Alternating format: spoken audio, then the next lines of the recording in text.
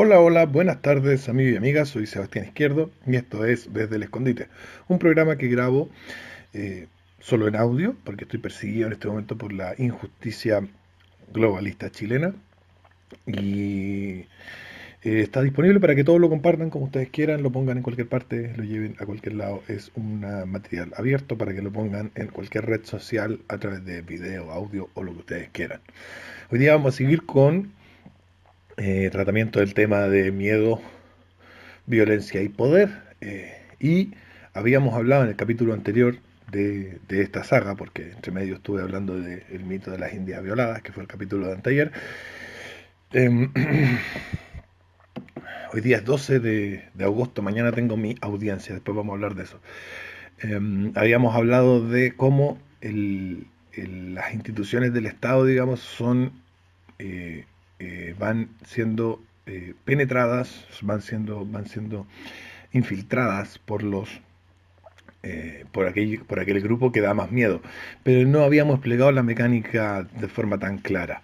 Ahora yo quiero invitarlos, me gustaría mucho que lo vieran, les voy a recomendar una entrevista que le hizo José Antonio Cast a Hermógenes Pérez de Arce. No solamente porque es maravilloso que ahí Hermógenes Pérez de Arce le dice en su cara que no apoya a su partido, sino que apoya a Fuerza Nacional, sino porque Hermógenes Pérez de Arce va a hablar una y otra vez del miedo, va a hablar de esto que estamos hablando. Entonces es importante que ustedes vean cómo él va mostrando cómo el miedo va de abajo hacia arriba y no de arriba hacia abajo y comienza a infiltrar a la derecha ya a finales de los años 70. El miedo promovido por parte de la izquierda a través de sus acciones terroristas y otras. Bien, ahora, ¿qué pasa? Habíamos hablado de los tipos de miedo y del tipo de poder que estos tipos de miedo dan.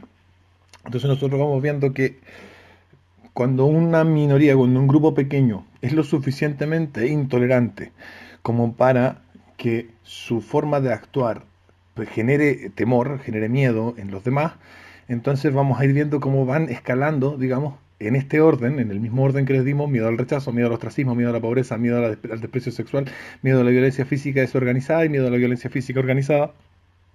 Para eso remítanse al capítulo anterior. Van penetrando. Entonces nosotros vemos primero estos grupos que son altamente intolerantes y lo cual no es malo, digamos, es lo que les permite, lo que les permite llegar a la instancia de poder final siendo minoría. Bien, primero lo que hacen es, ¿no es cierto?, rechazar a todos aquellos que no piensan como él, que no piensan como ellos, rechazarlo. No solo podemos ver las feministas ya hace 5 o 6 años, si tú no eras feminista, no eras feminista, no eras aliado o como se llame, ya empezar hace 5 o 6 años, antes de que esto se pusiera fuera, tuviera el poder que tiene ahora y la atracción que tiene ahora, si tú no eras de lo suyo, estas personas te excluían. Entonces genera primero el rechazo. Luego, cuando lograban, ¿no es cierto?, el control de un ámbito social, generaban ostracismo, rechazar a una persona en un ámbito más amplio.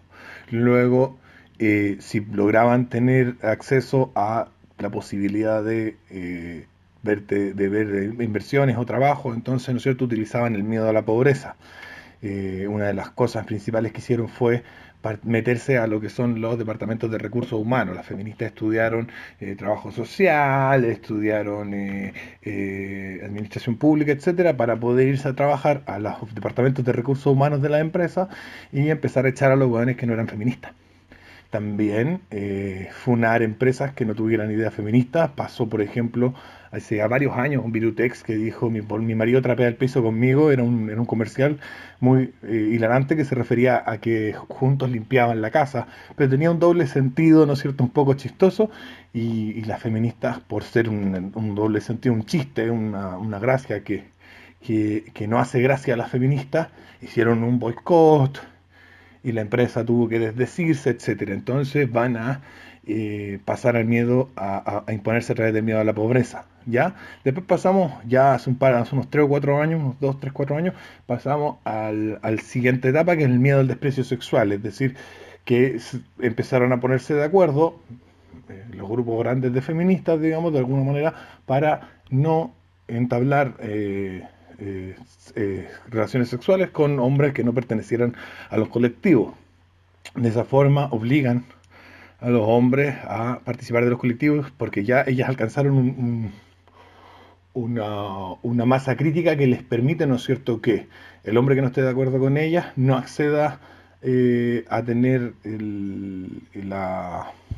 o la mujer en el caso de ser lesbiana, que no acceda ideológicamente a su postura, disminuye sustancialmente sus posibilidades de conseguir pareja y por lo tanto eso genera, ¿no es cierto?, obliga a la persona a esto. Después viene la violencia física desorganizada, comenzaron lo que son las funas, eso lo vimos ya a partir del año antepasado, ya se vio fuerte, las funas, la persecución. Estamos poniendo como ejemplo el movimiento feminista, esto lo podemos hacer con cualquier grupo y deberíamos hacerlo nosotros. Empezaron las funas, la persecución, ¿no es cierto?, a todo aquel que dijera algo, ir a su casa, gritarle cosas, etcétera, bla, bla, bla. Luego viene la violencia organizada, que son la batería de leyes feministas y de género que se han estado aprobando en los últimos 2 años. Bien, entonces vemos cómo esto va tomando una progresividad. ¿Por qué ocurre esto?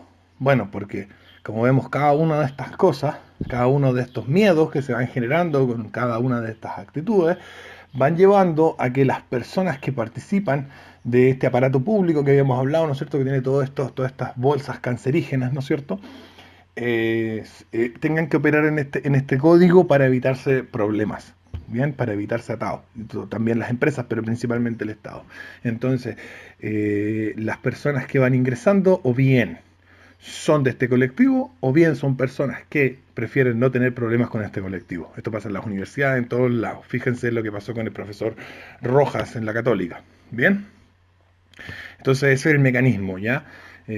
Por si no había quedado claro, hago un pequeño repaso y una pequeña explicación al respecto. Bien, entonces tenemos más o menos claro el asunto. Bien, las sociedades humanas son sociedades que se rigen en función de la violencia y el miedo, que dan poder a una autoridad que impone un marco normativo, ¿no es cierto?, en el cual el que no lo cumple, ¿no es cierto?, tiene que tener miedo porque va a ser víctima de la violencia en todas estas formas que explicamos. Bien. Y por lo tanto, si el ser humano tiene esta característica, inevitablemente, como parte de su naturaleza biológica, y aquí es donde los liberales van a decir, no, los seres humanos pueden construir una sociedad tolerante, podemos construir, no se ha dado, cuando se ha dado ha sido muy temporal y algún grupo descubre cómo hackear el sistema, ¿no es cierto?, se pone más intolerante y termina venciendo y imponiéndose. Por lo tanto, no creo que eso sea posible, digamos. Yo veo que el ser humano está condenado a vivir en una sociedad, en un contexto social en el que estos temas, en el que estos contextos se dan, en que este tipo de situaciones se van a dar, sí o sí.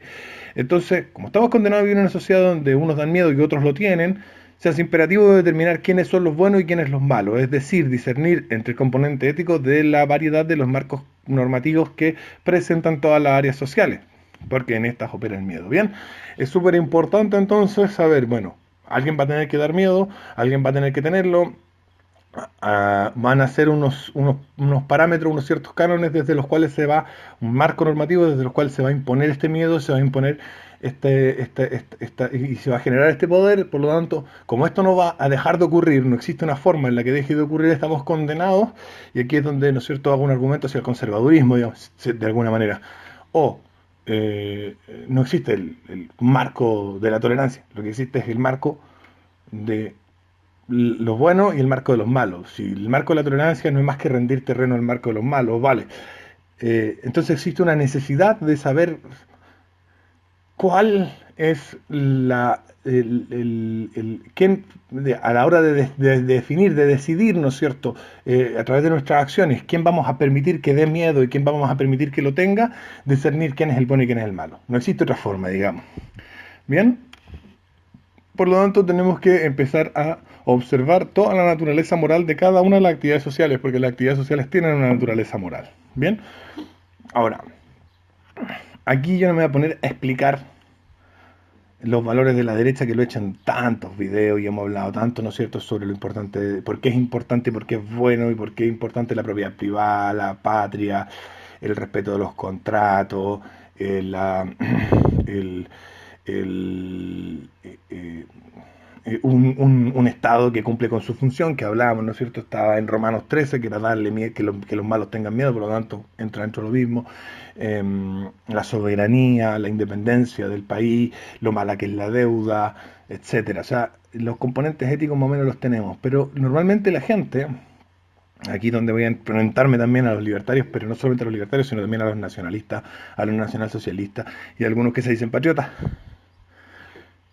Hay gente que dice, puede uno ser no de izquierda ni de derecha. Entonces vamos a explicar esto porque es súper importante. El ser humano está condenado a tener dos tipos, no dos marcos normativos estrictamente delimitados, sino dos tipos de marcos normativos. ¿Por qué? Porque uno se llama izquierda y el otro se llama derecha. Y eso, bueno, el nombre viene de la Revolución Francesa, pero la forma de articular y la forma de entender el mundo que involucran estos dos tipos de ideas, que no son ideas, son tipos de ideas, está inserta en nuestra biología.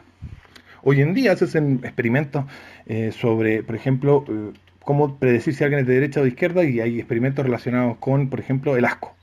Se ha estudiado y se ha descubierto que las personas que son más sensibles al asco, que tienen una sensación de asco más aumentada, son personas que tienen pensamiento más de derecha. Y las personas que tienen poco asco, que no sienten asco cuando ven algo que debería darte asco, son personas que están ligadas a pensamientos más de izquierda. Otras correlaciones que se han encontrado, por ejemplo, con creatividad y con conscientiousness, con conciencia. Las personas de derecha tienden a ser personas más conscientes, trabajadoras, ordenadas, etcétera. Las personas de izquierda tienden a ser personas más creativas, más abiertas, que ven, se dedican a hacer, a buscar lo nuevo. ¿Bien? Pero hay una cosa previa, ¿no es cierto? O sea, en la psicología evolutiva se ha estudiado mucho esto de el instinto básico que tienen todos los animales de pelear o escapar. Y cómo en el ser humano esto se va a manifestar de formas mucho más múltiples y complejas, dado que somos una especie mucho más compleja. En el caso de que el ser humano, por ejemplo, una tribu de seres humanos, se encuentra con otra tribu de seres humanos, hay dos opciones y las dos son buenas. Por ejemplo, juntarse porque aumenta el pool genético, disminuye la posibilidad de enfermedades genéticas al aumentar el pool genético, porque ellos pueden tener algo que enseñarte que tú no sabes, porque pueden tener bienes que tú no tienes para comerciar con los que tú tienes y ellos no tienen, porque mil cosas. Pero también está la otra opción. No nos juntemos con ellos porque podrían, por ejemplo, ser gente violenta, porque podrían, por ejemplo, tener enfermedades contagiosas que nos podrían dañar, etcétera. Entonces, esas dos respuestas ya comienzan y esas dos respuestas siendo las dos más o menos válidas, comienzan a delimitar dos formas, dos respuestas frente al problema, y no tres, ni cuatro, ni cinco, que van a dar lugar a las dos formas de ver el mundo que tiene el ser humano. La izquierda, que siempre quiere temerariamente, sin ninguna responsabilidad, avanzar hacia cosas que se le ocurrieron porque se le ocurrieron, creatividad, ¿no es cierto?, falta de asco, vamos para allá, hagamos una orgía, qué malo puede pasar. Y la derecha, que es la que siempre está diciendo, eso podría ser malo, te debe pegar el SIDA, weón, en la orgía. Mejor quédate tranquilito en tu casa, bueno, cásate y de forma familia, que eso lo venimos haciendo hace tiempo y funciona, ¿no es cierto? Entonces hay una mirada, ¿no es cierto?, temeraria, y otra que es conservadora, una mirada que es irresponsable y una que es a veces excesivamente responsable, ¿vale? Y eso frente a todas las cosas. Entonces cuando aparecen los nacionalistas, que ellos son de izquierda en asuntos económicos y de derecha en asuntos políticos, entonces ellos vienen y te dicen, no, es que aquí hay que nacionalizar los recursos naturales. Esa es una idea alocada, irresponsable, temeraria de la izquierda. ¿Me entienden? Y al mismo tiempo te dicen, no, hay que preservar la patria. O sea que esa es una idea conservadora, responsable y sensata de la derecha. Están equivocados, ¿no es cierto? Los libertarios te dicen, oye, mira, no, si yo quiero que las personas tengan propiedad privada, que cada uno se quede con sus cosas, ¿no es cierto? Y que no haya robo y que no haya que nadie te quite tus cosas o te obligue a hacer algo que tú no quieres hacer con tus cosas, ¿no es cierto? La libertad personal o individual que le llaman, yo le llamaría de otra forma, etcétera. Y ese es un pensamiento de derecha, es algo sensato, evidente, ¿no es cierto? Sentido común.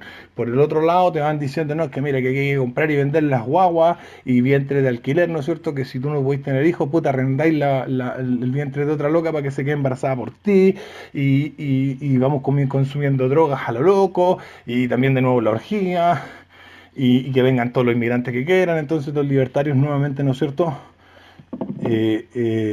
tienen ideas de izquierda e ideas de derecha. El hecho de que existan posturas políticas que tienen ideas de izquierda e ideas de derecha no anulan la izquierda y la derecha. La izquierda y la derecha siguen siendo las dos formas de respuesta que tiene el ser humano frente a un problema. Una respuesta conservadora, sensata, meticulosa, ordenada, técnica, basada en conocimiento previamente adquirido, y una respuesta alocada, desbordada, insensata, descontrolada, que busca algo distinto por el solo hecho de ser distinto y ya como que le llama la atención, ¿no es cierto?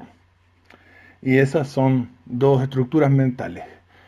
Tienen una base genética, también cambian por rango etario y también por experiencias de la vida. Una persona, por ejemplo, que sufre de una enfermedad contagiosa y lo pasa muy mal, va a correrse, y eso está estudiado, políticamente hacia la derecha. Una persona que, por ejemplo, a través de la realización del servicio militar, también se corre políticamente hacia la derecha.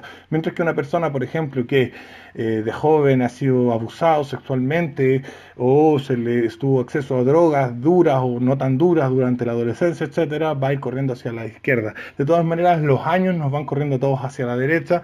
Incluso los más radicales llegan a viejos no tan radicales. Los más radicales de la izquierda se van moderando cuando ancianos, mientras que en la derecha, mientras más viejos, más se van tirando hacia la derecha, porque también hay un cambio a través de la edad. La experiencia nos va llevando a tener una idea más conservadora, más sensata. Por eso siempre el rango etario ahí cambia, ¿cierto? Es súper importante entender eso. Entonces, si nosotros tenemos claro eso, no podemos seguir hablando de que no existe izquierda y derecha. Existe una izquierda y existe una derecha. Y ya llevo 16 minutos, por lo tanto, en el próximo capítulo vamos a hablar por qué la derecha en este momento es buena y por qué la izquierda en este momento es mala, y por lo tanto tenemos que elegir la derecha, y por lo tanto la derecha tiene que dar miedo y la izquierda tiene que tenerlo. Eso va a venir en el capítulo que viene. Por ahora los voy dejando. Mañana tengo mi audiencia de formalización y lo más probable es que no pase nada porque la carpeta investigativa es un chiste, no tiene mucho con lo cual condenarme, y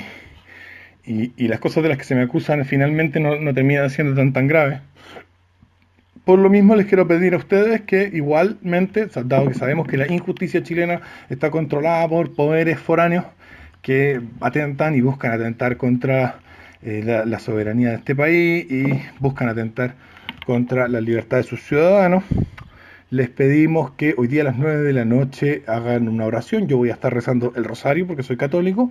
Los que sean católicos rezarán el rosario. Los que no pueden rezar también a su manera, pero vamos a hacer una oración para...